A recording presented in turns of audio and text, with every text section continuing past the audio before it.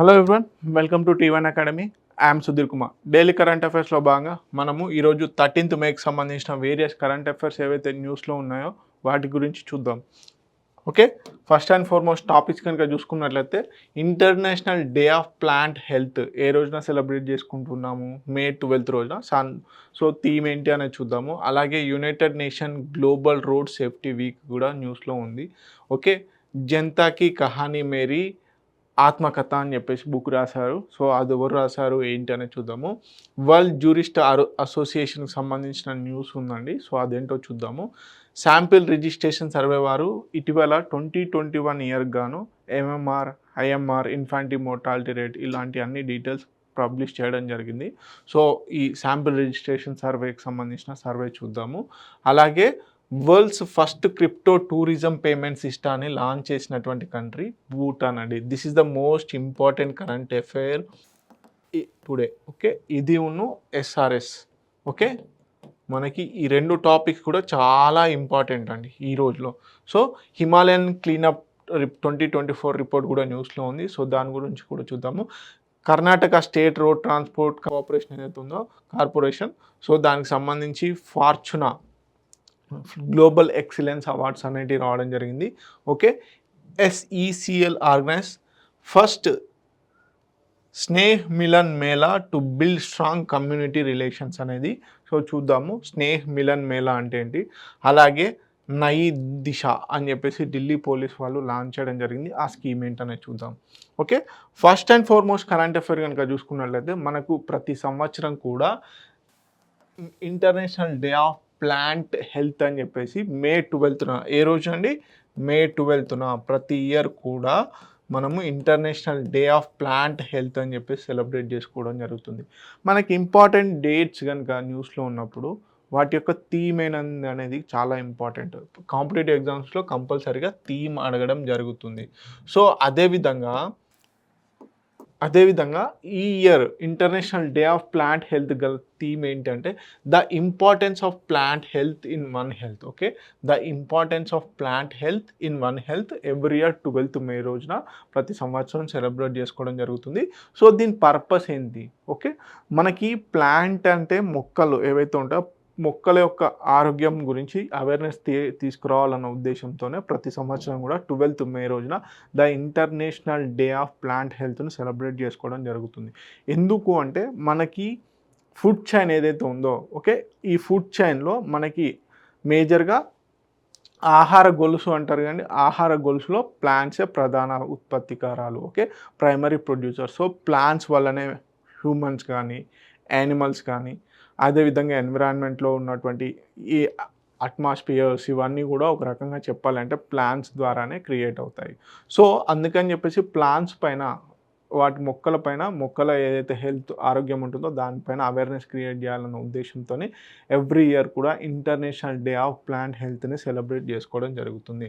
To raise global awareness about importance of plant health. Okay, ఎందుకు? Food security. ఎందుకు? మనకి చెప్పాను కదా, ఫుడ్ చైన్లో ఆహార గొలుసులో ప్లాంట్స్ ప్రధాన ఉత్పత్తికారకాలు, ప్రొడ్యూసర్స్. ఓకే, హ్యూమన్ హెల్త్లో మనకి ఏది ఆకుకూరలు తినే కదా ఎక్కువగా హెల్త్ అనేది ఇంప్రూవ్ అవుద్ది. అదేవిధంగా animal health. So majority of the animals మనకి మొక్కల్ని తినే బతకడం జరుగుతుంది. Okay, environmental health. సో ఏదైతే గ్రాస్ ల్యాండ్స్ ఇవన్నీ కూడా ప్లాంట్స్ బేస్డ్ ఏవైతే ఉంటాయో అవన్నీ కూడా మనకి ఎన్విరాన్మెంటల్ పరంగా ఎక్కువగా కవర్ అయి ఉంటాయి కనుక ఈ మొక్కలు. సో మనందరికీ కార్బన్ డైఆక్సైడ్ అబ్జర్వేషన్ జరుగుతుంది, ఆక్సిజన్ రిలీజన్స్ జరుగుతాయి, క్లైమేట్ చేంజ్కి ఇంపాక్ట్ కాకుండా ఉంటుంది అన్నమాట. సో మేజర్గా protecting plant helps end hunger. Okay, ఎందుకు? మనకి ఫుడ్ సెక్యూరిటీ క్రియేట్ చేస్తాయి ఇవి plants. Reduce poverty. So hunger ఆటోమేటిక్గా తగ్గినప్పుడు పావర్టీ కూడా తగ్గే ఛాన్సెస్ ఉంటాయి. Protect biodiversity and the environment, boost economical development. So ఈ విధంగా అనమాట. సో అందుకని చెప్పేసి మనకు ఎవ్రీ ఇయర్ కూడా ఇంటర్నేషనల్ డే ఆఫ్ ప్లాంట్ హెల్త్ని సెలబ్రేట్ చేసుకోవడం జరుగుతుంది.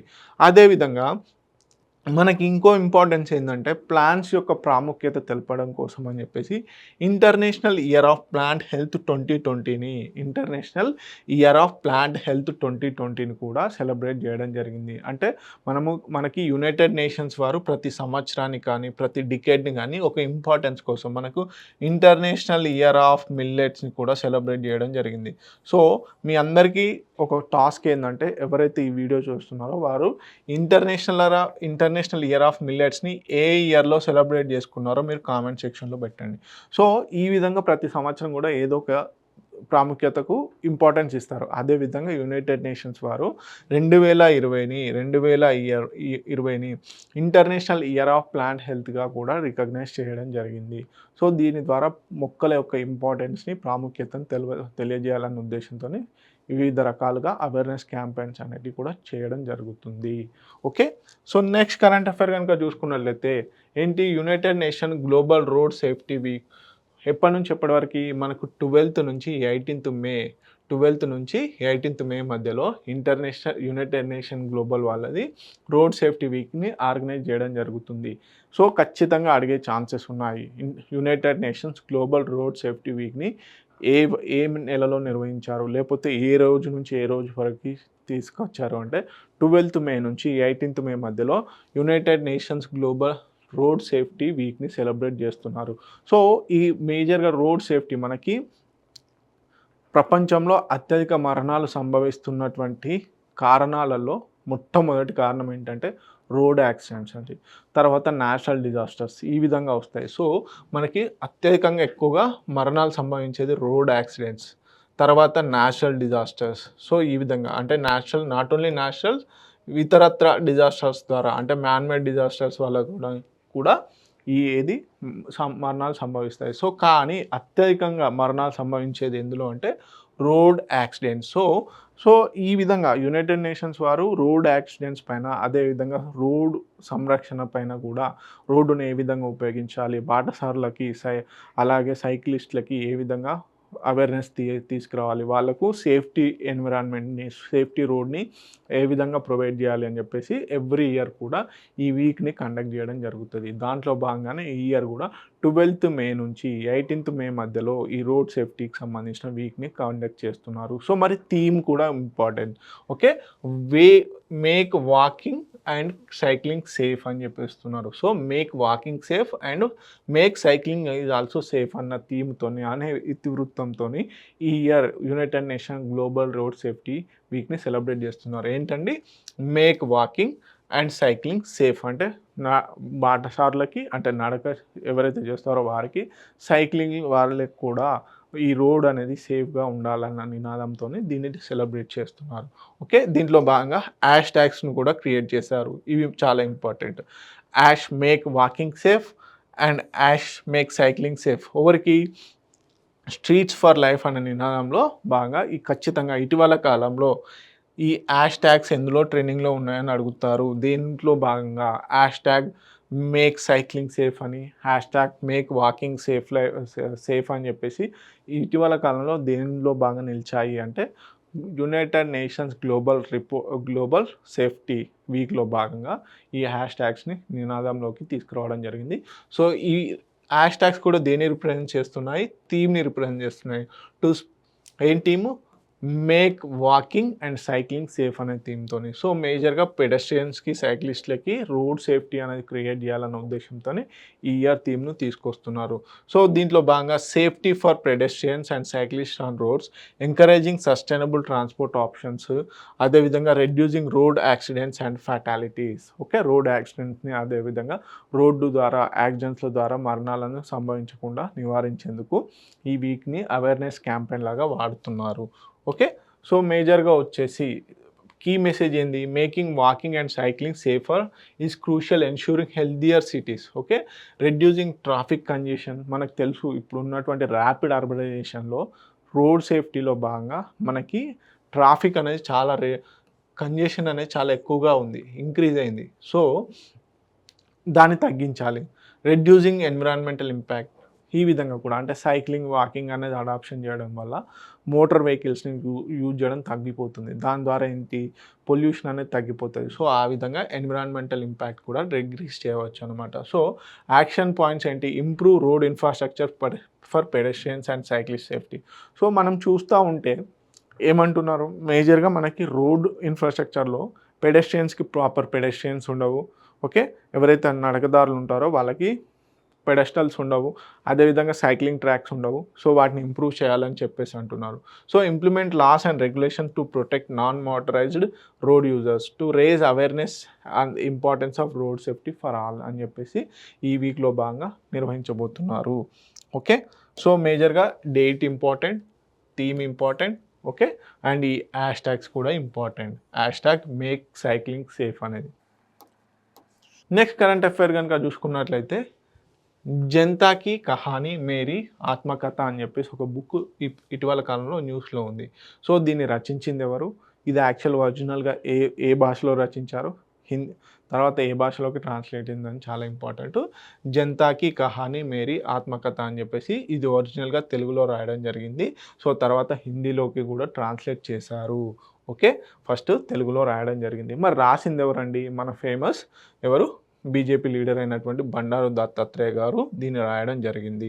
ఓకే. సికింద్రాబాద్‌కి ఎంపీగా కూడా వీరు వర్క్ చేయడం జరిగింది. ఇప్పుడు హర్యానా స్టేట్ గవర్నర్‌గా ఉండడం జరిగింది. హర్యానా స్టేట్ గవర్నర్‌గా వీరిప్పుడు విధులు నిర్వహిస్తున్నారు. వీరు రాసిన బుక్కే జనతా కీ కహానీ మేరీ ఆత్మకథ. సో, దీంట్లో మేజర్‌గా ఈ ఆటోబయోగ్రఫీ ఆత్మకథ అంటే ఏం లేదండి. సో, మనకి అందరికి తెలుసు autobiography provides insight into personal life, political journey and public service ఏ విధంగా ఉండేది అని చెప్పేసి తన నిత్య జీవితంలో జరిగినటువంటి తీపి జ్ఞాపకాలు అన్నిటి కూడా ఈ జనతాకి ఆత్మకథలో పెట్టడం జరిగింది. జనతాకి కహానీ మేరీ ఆత్మకథ అనే బుక్ ఎవరు రాశారు అంటే ప్రస్తుత హర్యానా గవర్నర్ అయినటువంటి బండారు దత్తాత్రేయ గారు. ఓకే. నెక్స్ట్ మేజర్‌గా వచ్చేసి medal of honour. So, world jurist association ఏదైతే ఉందో వరల్డ్ జ్యూరిస్ట్ అసోసియేషన్కి సంబంధించిన మెడల్ ఆఫ్ హానర్ అనే అవార్డు, ఈ హానర్ ఫస్ట్ టైం ఒక ఇండియన్కి రావడం జరిగింది. ఇండియన్ లాయర్కు రావడం జరిగింది. జాగ్రత్తగా వినండి. వరల్డ్ జ్యూరిస్ట్ అసోసియేషన్కి సంబంధించిన మెడల్ ఆఫ్ హానర్ అనే హానర్ ఫస్ట్ టైం ఒక ఇండియన్ లాయర్కు రావడం జరిగింది. సో, వారే భువన్ రిబు గారు ఎవరైతే ఉన్నారో ఈ భువన్ రిబు గారికి ఈ మెడల్ ఆఫ్ హానర్ని ఇవ్వడం జరిగింది. ఇది వరల్డ్ జ్యూరిస్ట్ అసోసియేషన్కి సంబంధించింది. First Indian lawyer to receive this award. Okay. First time ఈ అవార్డు ఇండియన్కి రావడము, ఫస్ట్ ఇండియన్ లాయర్ వీరే అవ్వడం విశేషం అన్నమాట. వీరి పేరు భువన్ రిబు గారు. ఓకే. సో, మేజర్‌గా వీరు ఏంటంటే చైల్డ్ రైట్స్ యాక్టివిస్ట్ అండి. సో, చిల్డ్రన్స్ ఎవరైతే ఉంటారో చిల్డ్రన్స్‌కు సంబంధించినటువంటి రైట్స్, హక్కులు ఏవైతే ఉంటాయో వాటి కోసం వీరు పోరాడుతూ ఉంటారన్నమాట. సో, వీరు కూడా ఏంటి మనకి జస్ట్ రైట్స్ ఫర్ చిల్డ్రన్ అని చెప్పేసి జస్ట్ రైట్స్ ఫర్ చిల్డ్రన్ అనే ఆర్గనైజేషన్ కూడా ఫైండ్ అవుట్ చేయడం జరిగింది. Okay. So, next current affair కనుక చూసుకున్నట్లయితే the most important current affair for today. So, ఈరోజు ఉన్నటువంటి కరెంట్ అఫైర్స్లో SRS 2021 కనుక చూసుకున్నట్లయితే శాంపిల్ రిజిస్ట్రేషన్ సర్వే 2021కి సంబంధించిన మనకి infant mortality rate, maternal mortality rate, neonatal mortality rate. So, చూద్దాం. అవి చాలా ఇంపార్టెంట్ స్టాట్స్. సో, వాటికి సంబంధించి ఇండియా అచీవ్మెంట్స్ ఏంటి ఓకే చూద్దాం. సో, మనకి మెటర్నల్ మోర్టాలిటీ రేషియో ఏదైతే ఉందో ఇది 37 పాయింట్స్ డిక్రీజ్ అయిందండి. 37 పాయింట్స్ తగ్గడం జరిగింది. సో, 2014-16లో మెటర్నాలిటీ మోర్టాలిటీ రేట్ ఓకే మాతృత్వ మరణాలు ఏవైతే ఉంటాయో అవి 2014-16లో 130 ఉండేవి. అవి ఇప్పుడు 37 పాయింట్స్ తగ్గి 2019-21 గాను 2019-21 కల్లా 93కి చేరింది అని చెప్పేసి చెప్పడం జరుగుతుంది. ఇది ఒక శుభ పరిణామం. సో, మాతృత్వ మరణాలు తగ్గడం అనేది చాలా ఇంపార్టెంట్. అలాగే infant mortality rate okay infant mortality rate కనుక చూసుకున్నట్లయితే 39 నుంచి 2014లో 39 ఉండేది. అది కాస్త 27కి అయింది. 27కు తగ్గడం జరిగింది. 2014లో 39 శిశు మరణాల రేట్ ఉంటే ఇప్పుడు శిశు మరణాల రేట్ వచ్చేసి 27 అవ్వడం జరిగింది. Okay, for 1000 labours. Neonatal mortality rate okay reduced from 26 to 19, 26 నుంచి 19కి తగ్గింది 2021 కల్లా. సో అదేవిధంగా అండర్ 5 మార్టాలిటీ రేట్ కనుక చూసుకున్నట్లయితే 5 సంవత్సరాల లోపు ఉన్నటువంటి పిల్లలు ఎవరైతే చనిపోతారో ఆ రేట్ని అండర్ 5 మోర్టాలిటీ రేట్ అంటారు. Improved from 45. ఓకే, 45 ఉండేది ఒకప్పుడు. 1000 అండర్ 5 మోర్టాలిటీ రేట్ అనేది 1000 పర్సన్కి 1000 చిల్డ్రన్స్కి ఎవరైతే ఉంటారో వారికి కన్సిడర్ చేయడం జరుగుతుంది. ప్రతి 1000 మందిలో 45 మంది చనిపోయే వాళ్ళు అన్నమాట అండర్ 5 మోర్టాలిటీ రేట్లో భాగంగా. అది 2021 కల్లా 31కు తగ్గడం జరిగింది. సో మనకి ఇప్పుడు మోర్టాలిటీ రేట్, మెటర్నల్ మోర్టాలిటీ రేట్లో అంటే మాతృత్వ మరణాలు ప్రతి 1,00,000 మంది జననంలో మదర్స్ ఎవరైతే తల్లి ఉంటారో తల్లి చనిపోయినట్లయితే దాన్ని మాతృత్వ మరణాలు అంటారు. ఓకే, ప్రతి 1,00,000 మంది జననాలలో 1,00,000 మంది ఆడవారికి అంటే ప్రెగ్నెన్సీ అయినాక ఎవరైతే ఉంటారో వారు కనుక మరణిస్తే వారిని మెటర్నల్ మోర్టాలిటీ రేట్ మాతృత్వ మరణాలుగా కన్సిడర్ చేయడం జరుగుతుంది ప్రతి 1,00,000 మందికి. ఓకే, ప్రతి 1,00,000 మందికి చాలా ఇంపార్టెంట్. సో అది 2014-16లో ఎంత ఉండేది 130 ఉండేది. ఇప్పుడు 2019-21 కల్లా వచ్చేసరికి 93 అయింది. సో తగ్గింది, 37 పాయింట్స్ తగ్గింది. So infant mortality rate okay శిశు మరణాల రేటు 1 ఇయర్ లోపు బిడ్డ పుట్టినాక ఏదైతే చిల్డ్రన్ పుడతాడో పుట్టినాక 1 ఇయర్ లోపు చనిపోయినటువంటి మరణాలను కన్సిడర్ చేస్తే ప్రతి 1000 మంది పుట్టినప్పుడు ఈ రోజు నుంచి 1000 మంది పుట్టిన తర్వాత సంవత్సరం లోపు ఎంతమంది అయితే చనిపోతారో దాన్ని 1000 మందికి కన్సిడర్ చేసినట్లయితే అది వచ్చేసి ఇన్ఫాంట్ మోర్టాలిటీ రేట్. అది 2014లో 39 ఉండేది, ఇప్పుడు 27 అవ్వడం జరిగింది. నియోనాటల్ మోర్టాలిటీ రేట్ నవజాత శిశు మరణాల రేట్ అంటారు. ఇది నవజాత శిశు మరణాల రేటు. నెలలోపు 28 రోజులలోపు ఏదైనా కారణంతో పుట్టిన బిడ్డ కనుక చనిపోయినట్లయితే దాన్ని నవజాత శిశు మరణం కింద కన్సిడర్ చేయడం జరుగుతుంది. ఓకే, ప్రతి 1000 మందికి కనుక లెక్కించినట్లయితే నియోనాటల్ మోర్టాలిటీ రేటు ఒకప్పుడు 26 ఉండేది 2014, ఇప్పుడు 2021 కల్లా 19కి రావడం జరిగింది. అండర్ 5 మోర్టాలిటీ రేట్ ఆల్రెడీ చెప్పడం జరిగింది. సో 5 సంవత్సరాల్లో పిల్లలు ఎవరైతే ఉంటారో చనిపోయిన పిల్లల్ని ప్రతి 1000 మంది కింద కన్సిడర్ చేస్తే అండర్ 5 మోర్టాలిటీ రేట్ రావడం జరుగుతుంది. 2014లో మనకి 45 డెత్స్ అనేవి ఉంటే 2021 కల్లా 31కు రావడం జరిగింది. సో చాలా ఇంప్రూవ్మెంట్స్ అనేటివి ఉండడం జరిగింది. సో సస్టైనబుల్ డెవలప్మెంట్ గోల్స్ ఏవైతే ఉన్నాయో ఈ సస్టైనబుల్ డెవలప్మెంట్ గోల్స్లో భాగంగా ఈ infant mortality rate, maternal mortality rate, neonatal mortality rate ఏవైతే ఉన్నాయో వాటిని టార్గెట్స్ ఫిక్స్ చేసుకోవడం జరిగింది. ఓకే, లక్ష్యాలు ఈ సస్టైనబుల్ డెవలప్మెంట్ గోల్స్లో భాగంగా ఫిక్స్ చేసుకోవడం జరిగింది. సో ఆ లక్ష్యాలు ఏంటి అనేది చూద్దాం. ఓకే, అదేవిధంగా సెక్స్ రేషియో ఎట్ బర్త్ పుట్టిన సమయంలో సెక్స్ రేషియో కనుక గమనించినట్లయితే 2014లో 899 ఉండేది. సో 2021 కల్లా వచ్చేసి 913 అయింది, 913 అయింది. So this is the most important point. So sex ratio అనేది ఇంప్రూవ్ అవుతుందని ఇండికేషన్ చూపిస్తుంది ఇక్కడే. ఓకే, తర్వాత total fertility rate. Okay, total fertility rate అనేది అందరికీ తెలుసు. ఇది కనుక చూసుకున్నట్లయితే కాన్స్టాంట్గా ఉంది, 2.0 ఉంది. అంటే ఓకే, ఇది కనుక చూసుకున్నట్లయితే టోటల్ ఫర్టిలిటీ రేట్ వచ్చేసి 2, అంటే ప్రతి ఉమెన్కి 2 జన్మించే ఛాన్సెస్ ఎక్కువగా ఉన్నాయి. టోటల్ ఫర్టిలిటీ రేట్ మళ్ళీ ఒకసారి కనుక చెప్పినట్లయితే దాని గురించి చూసుకున్నట్లయితే ఒక ఉమెన్, ఒక ఆడవారు తన జీవిత కాలంలో మొత్తంగా చూసుకున్నట్లయితే యావరేజ్గా ఎంతమందికి ఇవ్వగలదో దాన్నే టోటల్ ఫర్టిలిటీ రేట్ అంటారు. ఓకే, ఒక ఆడవారు తన మొత్తం జీవిత కాలంలో ఎంతమందికి జననం ఇవ్వగలదో దాన్నే టోటల్ ఫర్టిలిటీ రేట్ అంటారు. అది కాస్త డౌన్ అవుతూ వస్తూ ఇప్పుడు కన్సిస్టెన్సీ పొజిషన్కి సో 2.0కు ఉంది. రీప్లేస్మెంట్ రేట్ ఎంత 2.1 ఉండేది. సో 2.1 రీప్లేస్మెంట్ రేట్ అంటారు ఇది. సో ఈ రీప్లేస్మెంట్ రేట్ కంటే అంటే ఇప్పుడు ఒక ఆడ మగాన్ని కనుక తీసుకున్నట్లయితే ఇద్దరు, సో ఆ ఇద్దరి కంటే 2.1గా ఉండాలి. కాకపోతే ఇప్పుడు ఏంది ఈ రీప్లేస్మెంట్ రేట్ కంటే టోటల్ ఫర్టిలిటీ రేట్ తక్కువగా ఉంది 0.1. ఓకే, సో ఇది ఎప్పుడు 2014లో 2.3గా ఉండేది. Okay, this is the one of the indicator which showing reducing the birth rates. Okay, సింపుల్గా చెప్పాలంటే జనన రేట్ అనేది తగ్గేందుకు ఛాన్సెస్ ఉన్నాయని చూపిస్తుంది.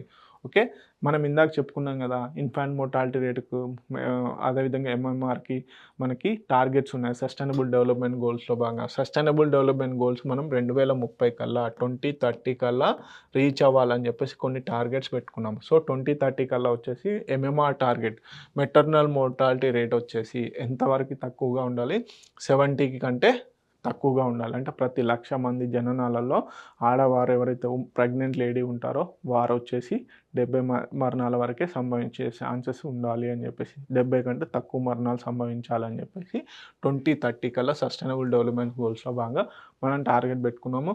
కాకపోతే ఆల్రెడీ ఇండియాలో ఉన్నటువంటి స్టేట్స్లలో 8 స్టేట్స్ ఈ టార్గెట్ని అచీవ్ అవ్వడం జరిగింది. Okay, this is the one of the important point. అలాగే అండర్ 5 మోర్టాలిటీ రేట్లో భాగంగా టార్గెట్ ఏంటి, సో 2030 కల్లా కేవలం అండర్ 5 మోర్టాలిటీ రేట్ అనేది 25 మాత్రమే ఉండాలి. ప్రతి 1000 మంది శిశువులలో 25 మంది మాత్రమే వివిధ కారణాల వల్ల మరణించే ఛాన్సెస్ ఉండాలి అని చెప్పేసి, 25 కంటే తక్కువగా ఉండాలని చెప్పేసి చెప్పారు. సో దీంట్లో భాగంగా ఆల్రెడీ ఈ టార్గెట్ని 12 states and union territories achieve అవ్వడం జరిగింది. ఓకే, నెక్స్ట్ వచ్చేసి ఎన్ఎంఆర్ నియోనాటల్ మోర్టాలిటీ రేట్లో భాగంగా కనుక చూసుకున్నట్లయితే ఇది 2030 కల్లా లెస్ దెన్ 12 ఉండాలి అని చెప్పేసి చెప్పడం జరిగింది, టార్గెట్ పెట్టుకున్నారు. సో దీంట్లో భాగంగా 6 స్టేట్స్ ఒక యూనియన్ టెరిటరీ, 6 రాష్ట్రాలు ఒక యూనియన్ టెరిటరీ ఆల్రెడీ ఈ టార్గెట్ని రీచ్ అవ్వడం జరిగింది. So this is the important points related to SRS survey 2021. అదేవిధంగా MMR has reduced 86% compared to global reduction 48% over the past 33 years. So this is the most important point. Questions compulsory మనకి మానవ అభివృద్ధి సూచికలో భాగంగా అడిగే chances ఉన్నాయి. మానవ అభివృద్ధికి సంబంధించి ఎకానమీలో కానీ ఇతరత్ర పాయింట్స్లలో కంపల్సరీ అడుగుతాడు. ప్రపంచవ్యాప్తంగా గత 33 సంవత్సరాలలో ఏదైతే మెటర్నల్ మోర్టాలిటీ రేటు మాతృత్వ మరణాలు సంభవించింది అంటే ఇంప్రూవ్మెంట్ 86% ఇండియాలో ఉంటే గ్లోబల్ యావరేజ్ మాత్రం కేవలం 48% ఉంది. సో దాదాపుగా డబుల్గా ఉంది అని చెప్పేసి కూడా చెప్పుకోవచ్చు.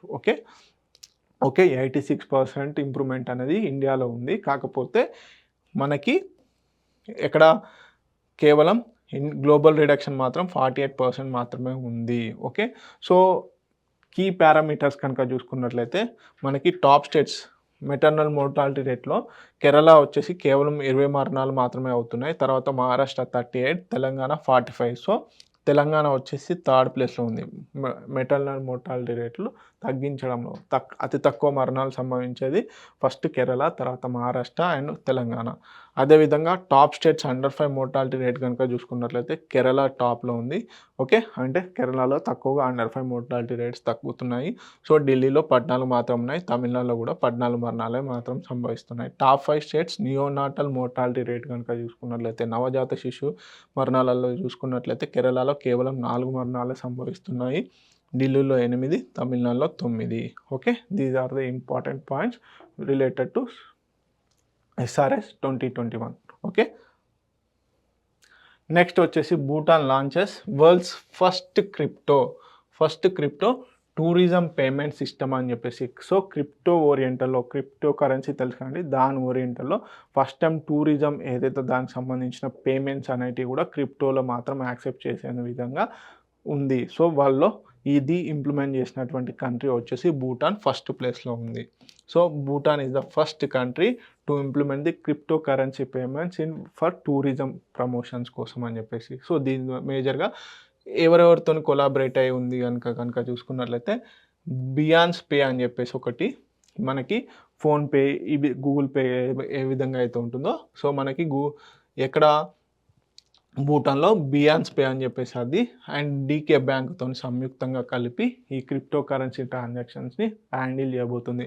సో ఇది కేవలం టూరిజంకి సంబంధించిందే. ఓకే, టూరిజంకి సంబంధించిన పేమెంట్స్ ఏవైతే ఉంటాయో అవి క్రిప్టో కరెన్సీలో లాంచ్ చేస్తున్నటువంటి మొట్టమొదటి country Bhutan. Okay, so integrated into Binance app ఏదైతే ఉందో దాంతో కలపబోతున్నారు.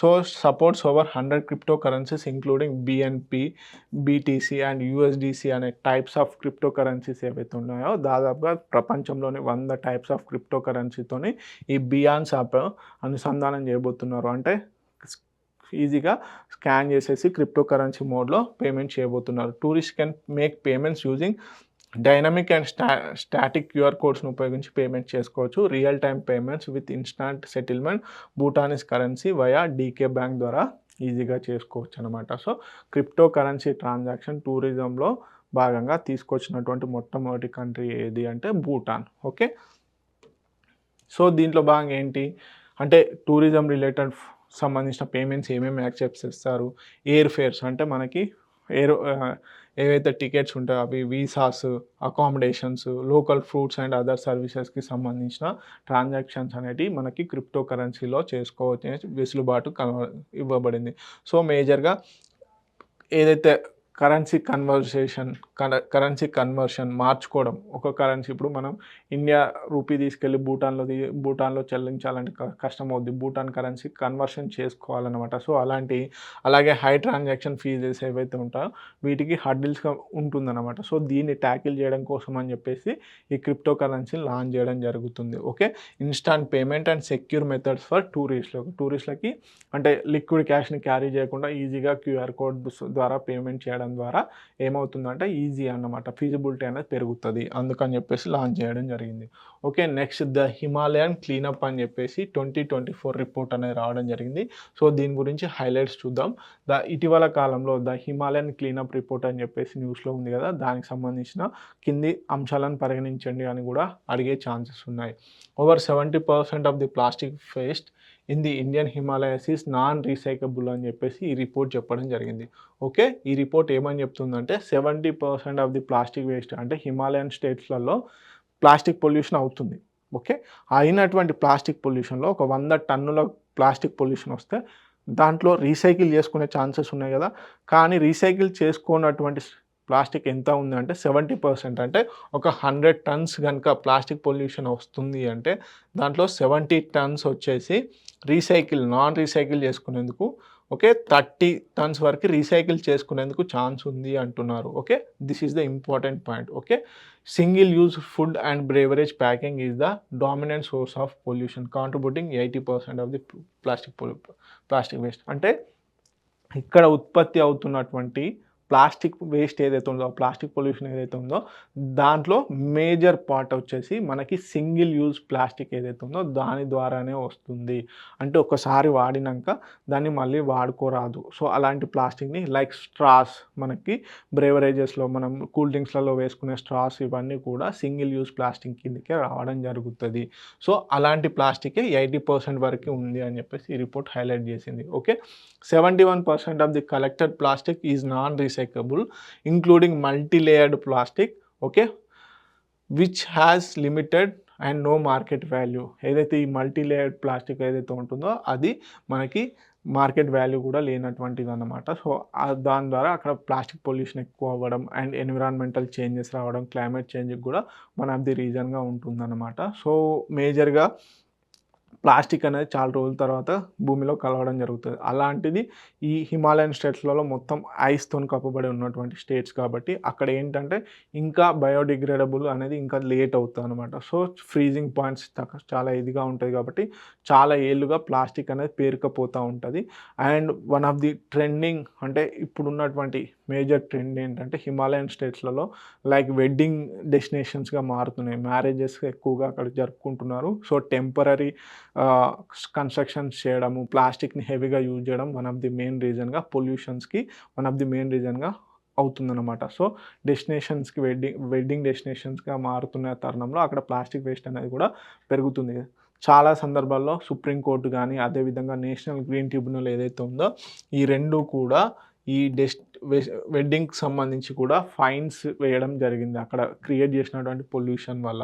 ఓకే, అదేవిధంగా మేజర్ పొల్యూటెంట్స్ అంటే ఏంటి, మనకు అక్కడ ఎక్కువగా సింగిల్ యూజ్ ప్లాస్టిక్ అంటున్నాం. దాంట్లో ఏం ఎక్కువగా అంటే నూడిల్స్, అంటే ఇన్స్టాంట్ నూడిల్స్ ఏవైతే ఉంటాయో వాయ్ అలాగే మ్యాగీ, ఎనర్జీ డ్రింక్స్, వీటికి సంబంధించిన మౌంటైన్ డ్యూకి సంబంధించినవే అక్కడ ఎక్కువగా అవైలబుల్గా అంటే ప్లాస్టిక్ పొల్యూషన్లో ఇవి మేజర్ రోల్ చేస్తున్నాయి. సో హిమాలయన్ స్టేట్స్లో ఇన్స్టాంట్గా మనకి కుక్ చేసుకోవాలి అంటే నూడిల్స్, అదేవిధంగా బ్రేవరేజెస్ అంటే హాట్ కండిషన్స్ ఉండాలి కాబట్టి అక్కడ కూల్ డ్రింక్స్ అనేవి ఎక్కువగా కన్జంప్షన్ జరుగుతుంది. అందుకని చెప్పేసి వాటికి సంబంధించిన ఇప్పుడు సపోజ్ మనకు మ్యాగీ నూడిల్స్ తెలుసు కదండి.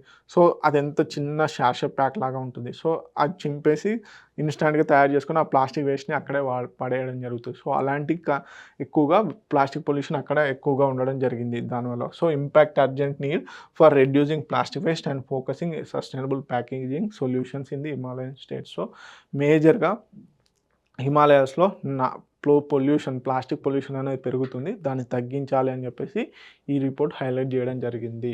The Himalayan cleanup report 2024. Okay, next కనుక చూసుకున్నట్లయితే కేఎస్ఆర్టీసీ కర్ణాటక స్టేట్ రోడ్ ట్రాన్స్పోర్ట్కి సంబంధించి 3 అవార్డ్స్ రావడం జరిగింది. సో అంత పెద్ద ఇంపార్టెంట్ ఏం కాదు, కాకపోతే 3 అవార్డ్స్ రావడం అనేది ఇంపార్టెంట్ అనమాట. సో మేబీ అడిగే ఛాన్సెస్ ఉన్నాయి. So business leader of the year global excellence అవార్డ్స్లో భాగంగా, ఓకే, ఫార్చునా గ్లోబల్ ఎక్సలెన్స్ అవార్డులో భాగంగా సో కేఎస్ఆర్టీసీకి 3 అవార్డ్స్ రావడం జరిగింది. Business leader of the year, visionary leader of the year, leadership of the year, brand strategy leader of the year అని చెప్పేసి 3 awards ఇవ్వడం జరిగింది.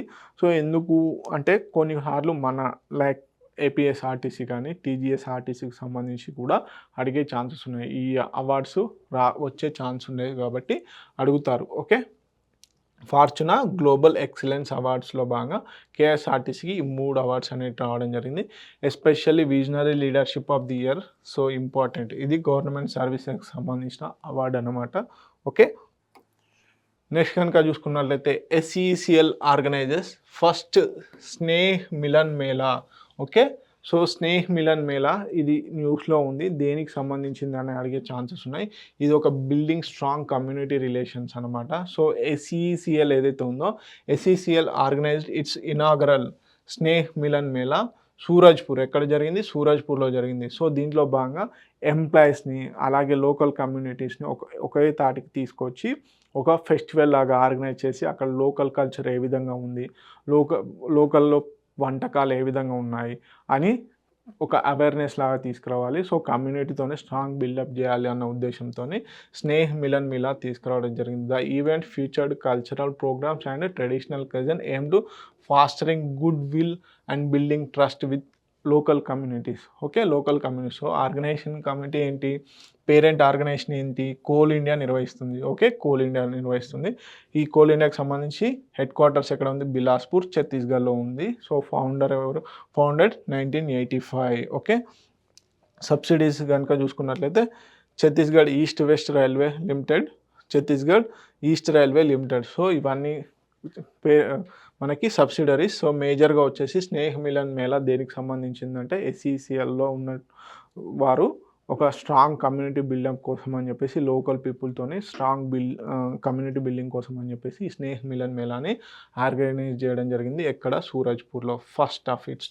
ఓకే, నెక్స్ట్ కనుక చూసుకున్నట్లయితే ఢిల్లీ పోలీస్ వాళ్ళు ఒక కొత్త స్కీమ్ని లాంచ్ చేయడం జరిగింది. అదే నయీ దిశని తీసుకురావడం జరిగింది. సో దీంట్లో భాగంగా ఏంటి? Integrate out of school children. Okay, మనకి స్కూల్ డ్రాప్ అవుట్స్ ఉంటాయి కదా, ఆ స్కూల్ నుంచి డ్రాప్ అయినటువంటి చిల్డ్రన్స్ని, అదే ఇతరత్ర కారణాల ద్వారా చదువు మానేసినటువంటి పిల్లల్ని రీఇంటిగ్రేట్ చేయబోతున్నారు. ఓకే, అదే నయీ దిశ.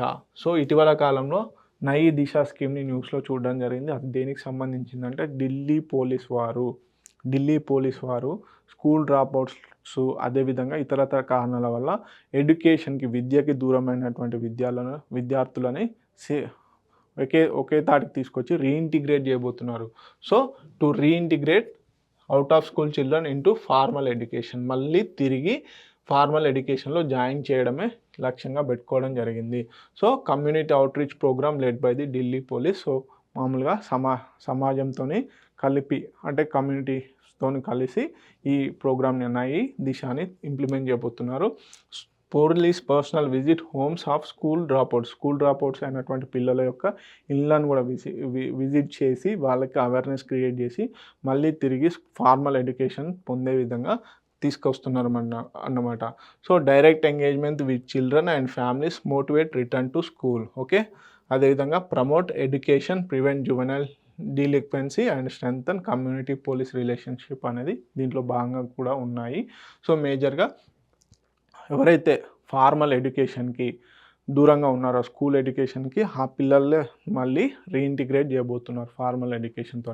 సో నయీ దిశ ఢిల్లీ పోలీస్ వాళ్ళు ఇంప్లిమెంట్ చేయడం జరిగింది. ఓకే, సో ఇవ్వండి ఇంపార్టెంట్ కరెంట్ అఫైర్స్. మరిన్ని ఇంపార్టెంట్ కరెంట్ అఫైర్స్ కోసం T1 అకాడమీకి సంబంధించిన టెలిగ్రామ్ ఛానల్ని ఫాలో అవ్వండి. అలాగే యూపీఎస్సికి సంబంధించి ర్యాపిడ్ రివిజన్. సో మనం ఎంత చదివినా రివిజన్ అనేది చాలా ఇంపార్టెంట్. బేసిక్ కాన్సెప్ట్స్ కవర్ చేసే విధంగా మేము యూపీఎస్సి ర్యాపిడ్ రివిజన్ని మేము ఆల్రెడీ మా యూట్యూబ్ ఛానల్లో అప్లోడ్ చేయడం జరుగుతుంది. Please that sessions also. Thank you so much.